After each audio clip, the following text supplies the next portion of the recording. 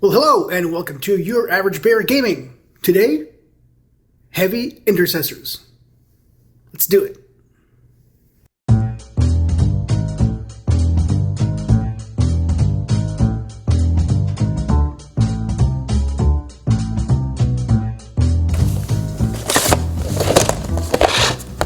Let's put together some Heavy Intercessors. These will probably be a little less challenging than other Primaris models, since there's not a ton of those little squiggly power feeds or whatever. But they'll probably be more challenging than, say, a firstborn Marine. So I've never built these before. I'm going to have to rely on the instruction manual.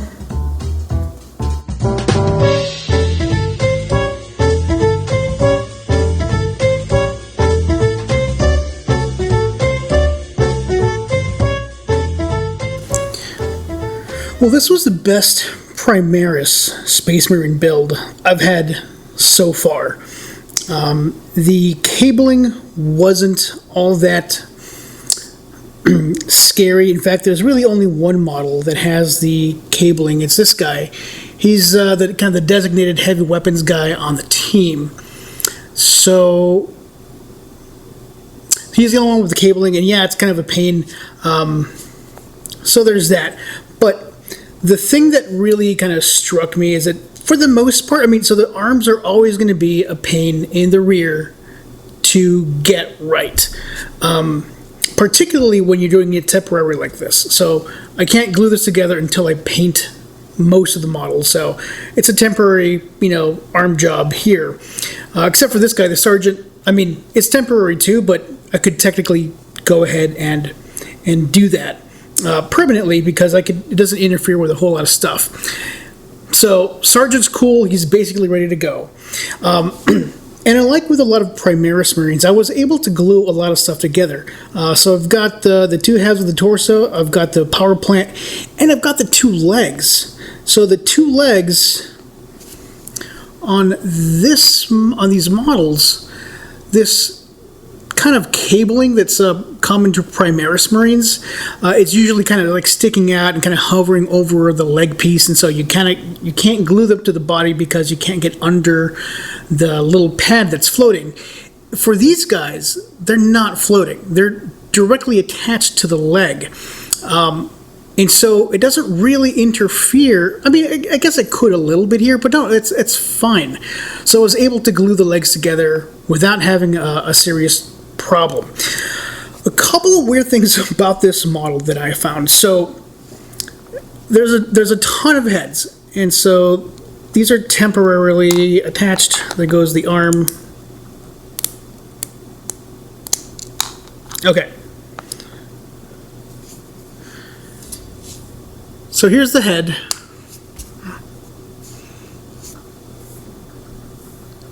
Here's the head. You see that little peg? That says this head goes into this model like this. And in the kit, there's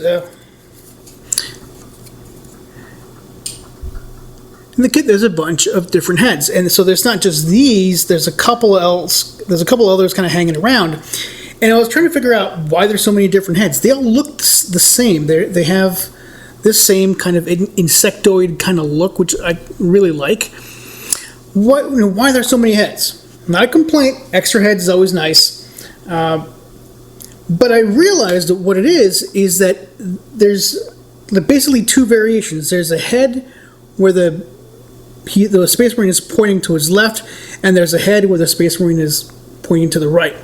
That's it. It's the same sculpt, but it's left or right turn. And so there's a peg underneath the head is oriented that way so that it's restricted one with the other. I don't know why Games Workshop decided on that. You could just remove the peg, which I will probably end up doing. Remove the peg, make it a circular base to the head, and you can orient the head any way you want. There is no way that you can tell me that having the Space Marine pointing right breaks the model. It's no longer a gorgeous Primaris Marine. Now it's this ugly thing from 1973. Sorry, Games Workshop. It's a step too far. There's extra arms and other stuff on the sprue that I'm not quite sure what they go to. I followed the directions really closely to the best of my ability, and I think I got everything right. So I don't know whether there's extra arms. It's not like there's that many weapon variants. In fact, this is the other piece to this thing. You do have choices between a heavy bolt rifle and an executor bolt rifle and something else. And basically assault, heavy, and rapid fire versions of the same weapon. And the difference is right here. In fact, let me zoom in a little bit. So the difference is right here. This little piece right there. So that's one variant. This is a second variant. This is the third variant. Now, all the Space Marines in your squad have to have the exact same weapon, except for this guy. This is a heavy... He can't hold on to his weapon. He's a great Marine. This guy, he's the heavy weapons guy. You don't have to have a heavy weapons guy, but if you do, that's the guy. And so I'll show you what the heavy weapon looks like.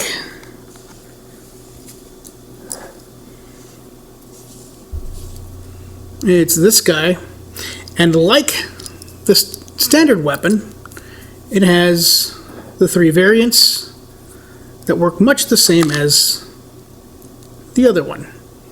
So it's there.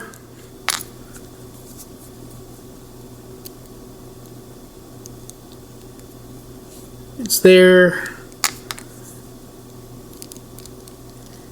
And it's there. So it's a neat concept. Here's the problem with this neat concept. Which of these is which? Is this the heavy bolt rifle, or is this one the heavy bolt rifle? Which of these is the executor bolt rifle? So I have to interrupt my originally scheduled rant because I have an answer for what weapon is which on this kit. I went to Reddit, posted a question, and someone very helpfully pointed out that the back of this instruction guide, which I had to retrieve from my recycle bin, thankfully it was still there, it has sort of a guide for what weapons mean what. I kind of figured as much, but I wasn't sure how to read it, well, I'll put a picture of this up here so you can see it. So this is the back page. And the back page has kind of what I'm calling a weapon legend. A legend as in this shows you what means what. In the zoomed in image, you'll see all 6 of the weapon variants on there. So that's 3 heavies and 3 of the normal ones. And so you'll see what they look like here, and there on the upper left hand corner there's a little 1, 2, 3, etc., listing all 6. And I've added a little bit of text to show you which one it is. So number 1 is a Hellstorm Heavy bolter. The number 2 is a Hellstorm rifle, etc., etc. I've got them named here. And the only way to tell which is which is to look at this little diagram on the right-hand side of the image. It tells us essentially the ranges, and I think it's the strength of the weapon, etc., etc. I don't know what this is for, but it's not written in words. It's just symbols, and these symbols, so far as I can tell, don't show up in the codex. Maybe it's from another game system, like maybe... oh, what's that game? maybe it's a kill team thing, but it isn't in the codex. But it looks like the ranges are the same. So the 30-inch range, the 36-inch range, and the 42-inch range, those are listed in the codex. And so I was able to match these up. So these symbols, the ranges versus the ranges on the codex. And here's what I think each of the weapons is. Now, does it actually matter? I'm going to go with no.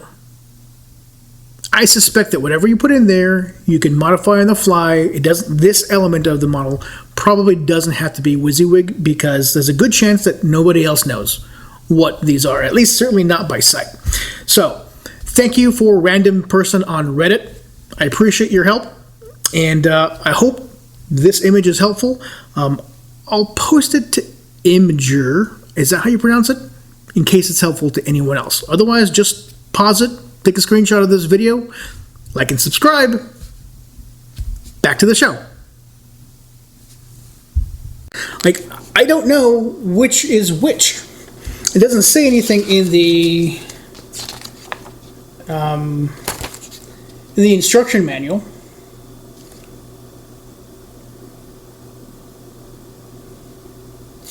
I mean, maybe that's what this is trying to tell us. I'll have to take a look at that more closely. I don't really know what this stuff is about, but maybe that tells me something. I don't know. And the other thing I'm thinking is, well, you can pick, but all your squad members have to have the same thing. Do we really want to magnetize these things? Like, you can do it. It'd be kind of a pain, and you'd be holding on to a bunch of different little pieces. I don't know. I haven't decided whether or not I'm going to magnetize. I'm kind of leaning towards not, because it's really nitpicky. Your entire squad is going to have the same weapon. It's fine. At least that's the way I'm thinking of it. But what do I know? Anyway, so that's almost all I have to say about the build, with the exception of this. So you'll see the Space Marine Sergeant. I was able to get the Deathwatch pauldron on his left arm. Awesome, right? I tried it on this guy. Now, so there's this big hole in the shoulder. I don't know what that hole is about. The only thing I can think of is that hole is designed to ruin your ability to use this 3D printed thing from, forget what it's called, the company, Pop Goes the Monkey. So that hole, all it does, I mean, maybe, yeah, it reduces the weight of the part, but, why? But all it does is prevent this thing from going on there. Now I have to fill it in with some of this stuff. I got some of the Tamiya putty. So that's my next step. It shouldn't have been necessary. Games Workshop, come on, bro. Come on, bro.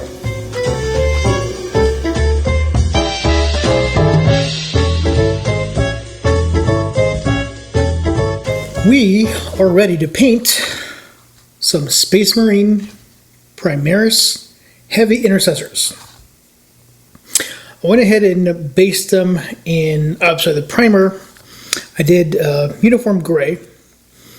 And then I went ahead and tried to zenithal prime them so that with a little bit of white on top coming from kind of top front. But I also made sure that there was some kind of dynamics in it. So sometimes the torsos are facing one way and the arms are facing another way. And so when the spray is coming down, it's hitting them slightly different. So I'm hoping it'll make a difference, but probably not. I've done this once before and it didn't quite work the way I wanted it to. But I have since figured out that zenithal priming really only works when you're doing a glaze. So I am doing a glaze here, and I have been for the past few projects. So I'm hoping that it's going to work out. So I'm going in with, for the base, I'm going to use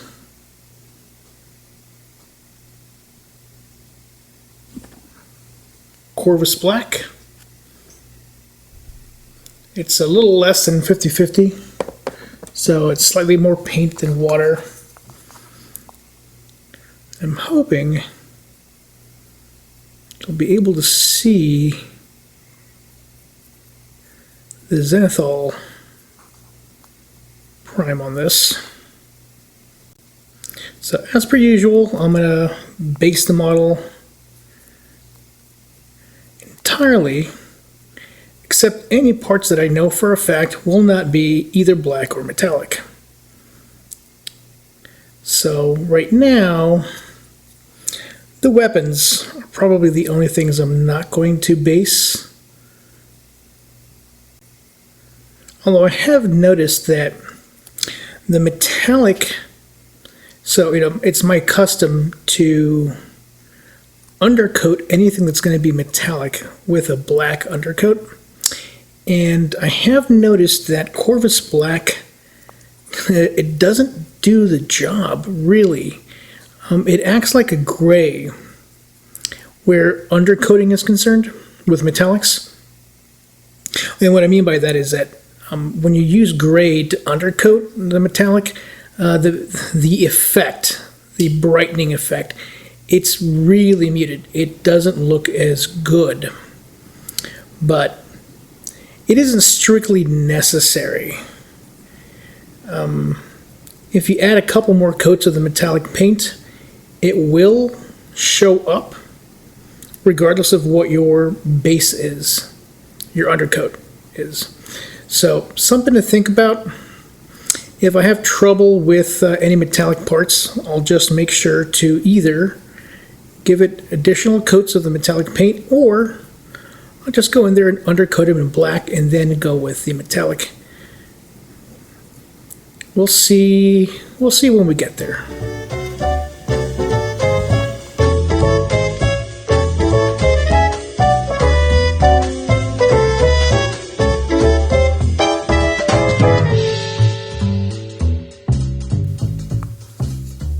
Alright, I've got the Space Marine, the Sergeant guy.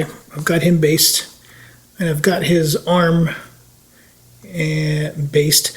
I did not base the weapon because that's going to be red, and I did not base the pauldron because that's going to be a different color depending on the chapter specific, what chapter of origin he's from. So I'm leaving that out until much closer to the end.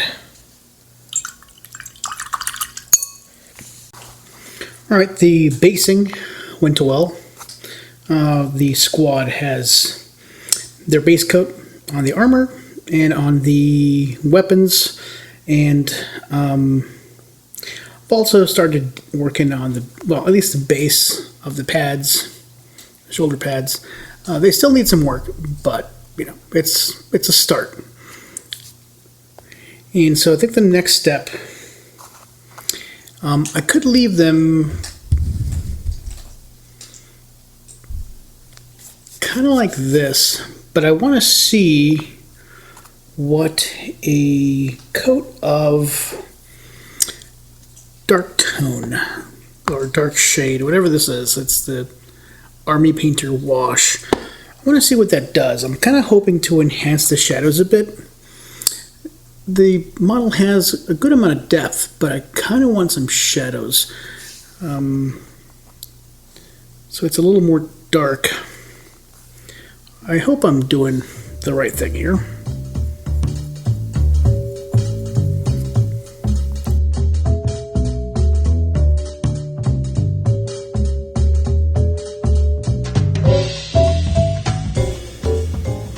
The idea with giving this an extra shade, so he's already black, right? I mean, yeah, it was a glaze, and so it was kind of an uneven, kind of patchy black, designed to kind of break up the color so it's not so monolithic. And it seems counterintuitive, right, to go in with some dark wash and darken that up if I don't want it to be too black. But what I wanted to accomplish, and I think this is, it did a good job, this wash, it's got a thick consistency, so it tends to collect in the crevices. You see the boots there? There's a nice little bit of extra dark there, and it really contrasts with the shade that's on the surface. You'll see all those little cracks there on the armor. Those have a deposit of the wash as well. Same thing with the kind of, I think that's the gorget, the kind of the neck piece. You see how there's that collection of extra black kind of right above it. So that was my intent with this shade, but I don't really know if it's going to work. I mean, I'm pretty sure, but I kind of want to see the impact that it has. So I'm going to let this dry, because once it dries, it'll look a little different than when it's wet. And then I'll compare it to, say, this guy, just so we can see if the difference there is real or if it's all in my head. Okay, my heavy intercessors are dry. Well, this one's dry. This one had been dry for a while. This is the guy with the dark tone wash over him, and it is subtle, but he does look darker all around. But more importantly, see all those little creases in the boot? They're a lot more defined than here. I mean, this one still has it, but these stand out a bit more. So, knowing that the effort is going to be worth it in the end, it's time to go a-washing.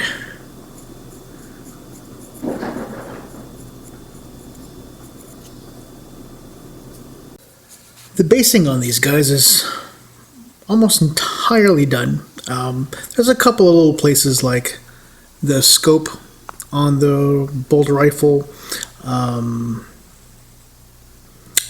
just really very few places like that left. So now it's time to do a little bit of layering, and I'm going to start with this gold because I need to take care of this before I can start gluing down the arms. So that's where I'll start. I'll do all these Aquila and a few of the metallic parts that need to be done. All right, I think the the layering that I need to do is set. I added the gold to the Aquila, and I added a little bit of red tone over top, just to kind of do something a little bit different, something maybe, hopefully, a little more visually interesting. So with that done, I think it's time to start gluing the arms. This should be, if I have a difficult job facing me, this is it right here. Gluing the arms on these kits is usually not fun for me. Well, okay, on the sergeant it'll be fine. It's the other troopers with the hands attached to the guns that'll be a problem. Okay, seriously, why are Space Marine arms so hard to attach? Look at this thing. So I glued the gun onto the arms the way you're supposed to, the way everything's supposed to fit, and this is how it looks like when you add it to the model. But if you try to get the shoulders onto the model itself, then the gun looks, well, it just doesn't, it doesn't work. Am I the only one who has this trouble? Like, in order to get these arms and the weapons attached to the model in a semi-decent way, I had to break every single joint in this thing, and like fight it and get glue all over the place because it's drying faster than I can make it stick. It is always such a chore. Is it just me? Are you having this trouble? If it's just me, please let me know. This is insane. I struggle with this every time. OMG. I'll be back when I figure this mess out. Alright, so my earlier tantrum is over. I've made peace with the fact that these guys are just not going to fit right, at least not in my hands. I'm going to have to look around and see if there's something I'm doing wrong before my next batch of Primaris, but whatever the case is, I added a bit of epoxy putty, and now the gaps are gone, and the model looks quite a bit better. But that means, of course, that I've got some additional touch-up paint to apply to those same joints. So I'm going to try to do that without messing anything up. And this may require more than one pass, but it's only 5 models. It's fine. It's fine.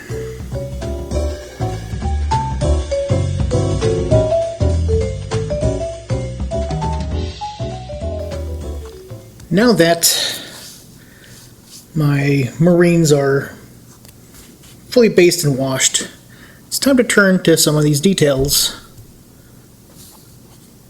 Like these guys, the helmets. So I wanted to be able to distinguish these guys from my other units. I haven't built my normal intercessors, but I imagine they look a lot alike. So I'm going to go with red helmets on these guys, and I'm going to pull these back so the camera won't freak out as I'm painting.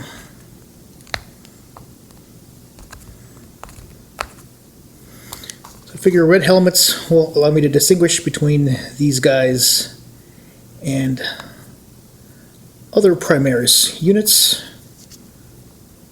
Of course, that means that I can't do my usual red-eyed helmets. I have to go with a different color. That's okay. I will figure something out. But the first step is to base these helmets. So that's the first coat on this guy. And one of the things that I've done is I've removed the little peg that goes in here because I want to orient these heads any darn way I want. I don't want to just do the one of the two orientations that the peg restricts me to, so off they went. For the helmetless head, I'm going with oak brown. It's a pretty dark shade of brown. But I found really good results the last time I used this particular color for the helmetless head. I did this as the base, and then I did a wash, one of the darker washes.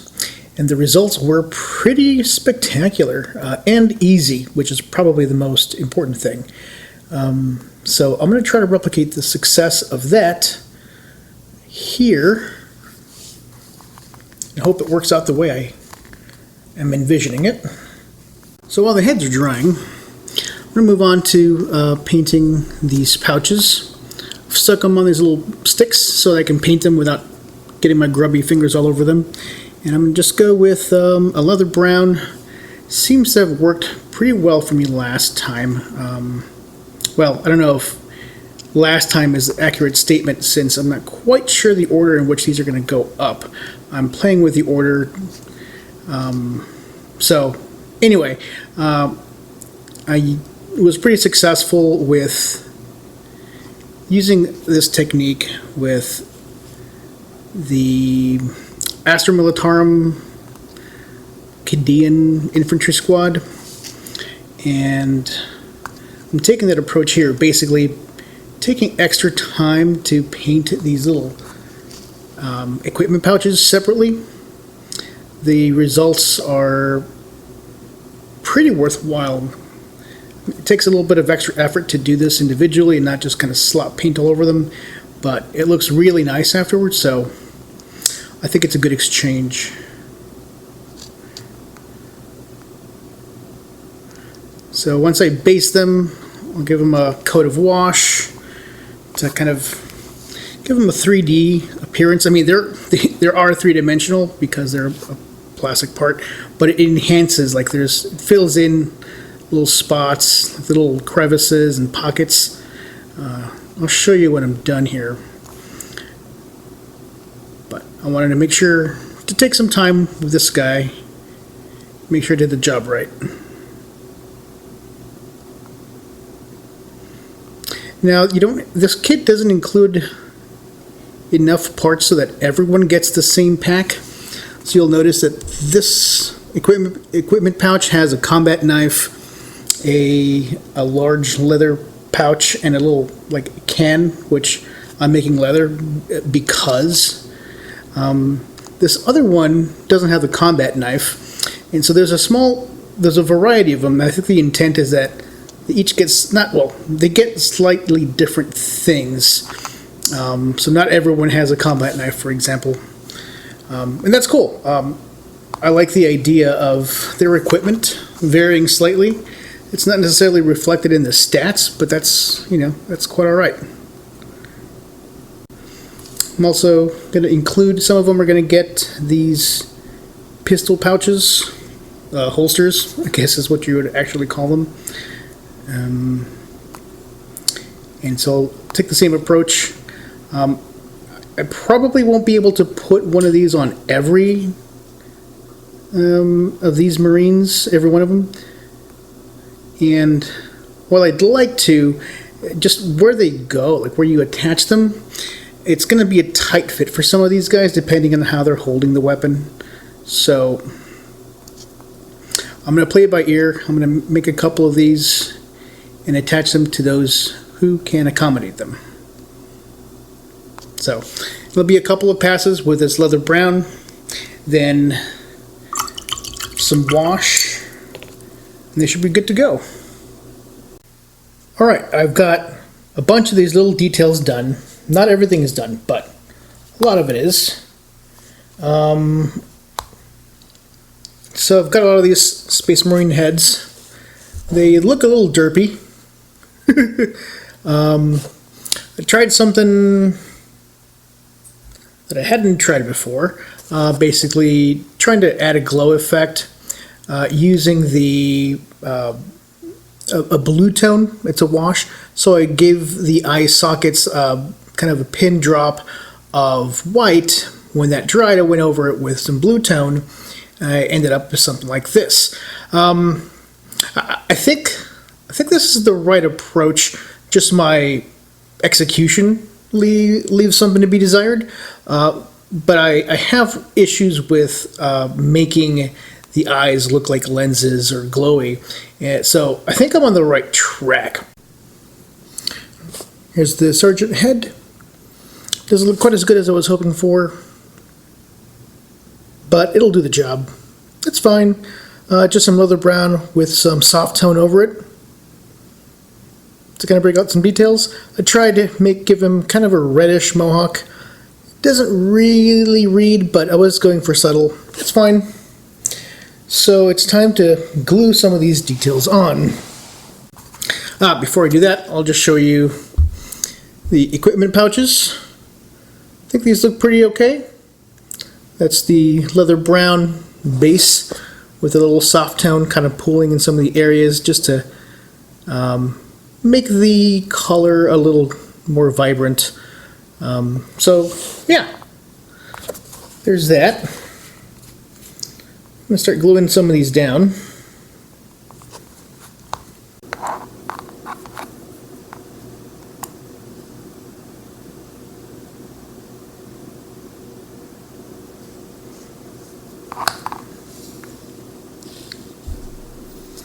Yeah, some of these pouches are kind of a tight fit on these Marines. And they're not particularly secure. because they're a tight fit, I'm kind of just adding them where I'm able to fit them, which isn't the best choice to make. So it can be really hard to get stuff in there because there's the big old arms. I added an extra large shoulder pad. Sometimes there's tubes running in places.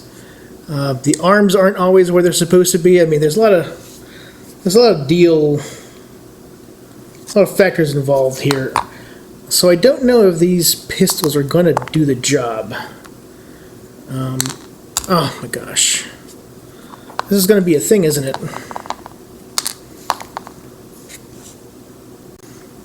Yeah, so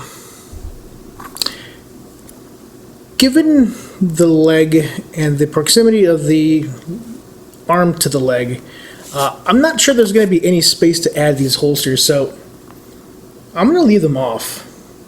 I wish I could add them, but I don't have a really good way of doing that. So I'm going to let these set. But as that's happening, I do want to show you these cool looking these bases. These are made out of resin. I bought them from a company called WYSIWYG, and so I haven't actually used them yet, but so this is the first time using them. But I kind of wanted to point out the build quality. You'll notice how the bricks are all kind of uneven. You see that? It gives them a nice, kind of a realistic air that I haven't seen before. Usually it's just like the brickwork and it's got some lines across it. But this almost looks like individual bricks put into place. Now, I'm pretty sure that's not the case. This is a 3D printed base, but the designer of this went through some pains to make it look almost handmade, which is really neat. The other thing, and it's really hard to notice, so I don't know if you'll be able to tell, but the bricks have a pattern to them. There's a texture. It looks gritty, and it's not my fault. Like, it's not like a horrible prime job. Certainly not by itself. The model itself has this texture on it, so it looks like kind of like a real brick, which is a really nice touch. These, I think I got them on Etsy. I don't know if they're sold anywhere else, but maybe I got them somewhere else. I'm not sure. But they look kind of cool. I'm hoping that they'll paint kind of cool and that they'll hold the models kind of cool. They've also got quite a nice heft to them. If you're looking for a 3D printed base because you want to kind of do something different for your models, or you want to do something easy that you can just paint and let it be done with, you might want to consider these. Keep in mind, not sponsored, channel still way too small for anyone to pay me to say anything about them. I just happened to buy these, and I was impressed with the weight, with the quality, with the detail. So throwing it out there in case any of you are interested, go check them out. But I'm going to paint these up like brick. I will probably do some kind of earth tone with a reddish tint. So while these set, I don't want to touch them until the parts are actually glued on for a while. I'm going to add some of the base layer to this. Should be interesting.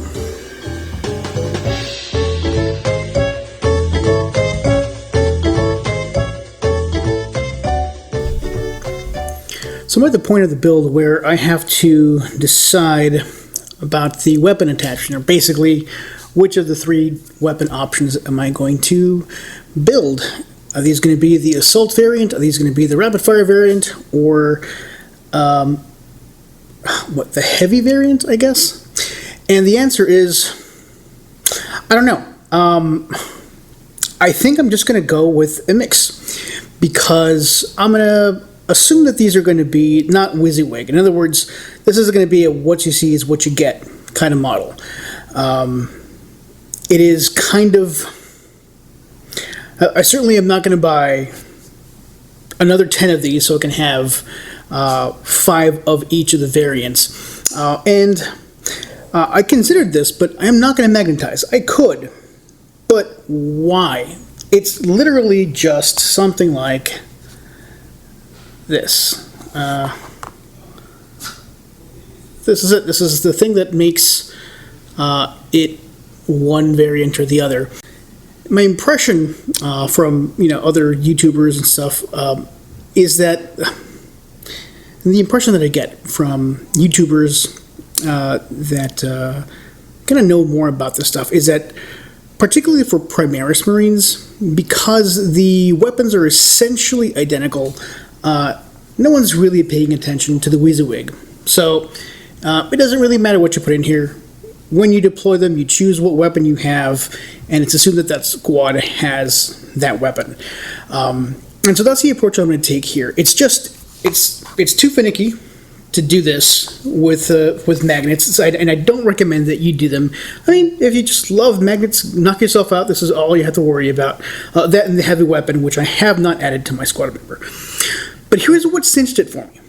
This is what cinched it for me. Let's just assume that I wanted to do a WYSIWYG thing. So I was going to magnetize. Let's take a look at my sergeant, who is supposed to have the same weapon as everyone else in the squad. The sergeant, his model doesn't have the option. Because of the way he's holding it, they've locked it down. So my sergeant is always going to have a different variant of the bolter weapon than the rest of my squad has. And so there, that kind of answered it for me. I already can't do the entire squad of WYSIWYG, so why even try? Once I've made peace with that, whew, liberated. So, I've just got a couple of these little parts. I'm going to add some brush-on primer, because I haven't done that yet. I finally finished my squad of Primaris Heavy Intercessors, and meh. I'm really not very happy with the way they turned out. I mean, they're not atrocious, but I know I could have done a way better job. And I think there's a couple of things that really gave me trouble, and they're probably the root of my dissatisfaction with these models. So the first one is, I've mentioned this before, is just I'm having serious trouble positioning the arms, both on the weapon and on the torso. So either the arms fit the weapon, or they fit the torso, but I just can't seem to get them both to line up at the same time. So the poses are a little funky on these Space Marines, and so that's part of the dissatisfaction. The other piece of it, I think, is just the actual shoulders. The upgraded shoulders just they don't look very good. I'm going to have to explore some different options for these because of the way the Primaris models are are manufactured. The third-party pauldrons don't fit very well, and the ones that are produced by Games Workshop, there's only 3 per upgrade sprue that fit. So in order to fit an entire squad of 5, I'd need 2 upgrade sprues, because you can't use the normal-sized Deathwatch pauldrons. You need the Terminator size, and there's only 3 of those in each upgrade sprue. So that's kind of a hefty premium. So, yeah, I'm pretty dissatisfied with that as well. And I think the last bit of this, I don't know how I feel about the shade of black that I ended up going with on these models. Maybe that's not the problem I'm having. They're just, I don't know, there's a general air of sloppiness to my paint job.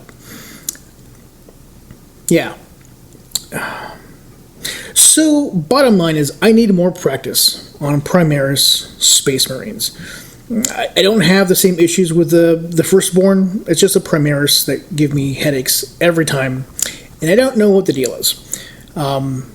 If you have any recommendations for, getting the arms to line up, or maybe how to deal with the pauldrons, I would, I'd appreciate it.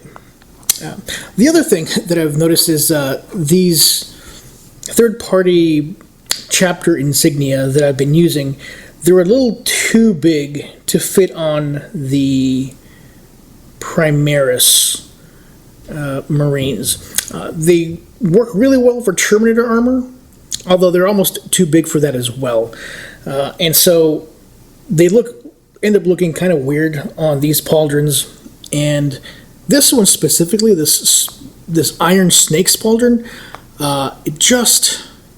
it looks kind of gross. I think it's all the extra coils to the snake. So I probably will avoid using this specific insignia in the future. The other ones seem to be okay. So, that's kind of it. Again, I need some practice, and, who among us doesn't? That's okay. I do have a box of normal Primaris Intercessors that I need to build, and so I think I'll get the practice in on those. With any luck, I'll do a better job with those, and if I do, I'll make sure to publish it here. Thank you very much for watching. I hope you enjoyed this, maybe learned something. If you enjoyed the content and would like other people to be exposed to it, think about giving this video a like. Think about giving the channel a subscribe. I'd appreciate it. Until next time, be nice to yourselves and each other.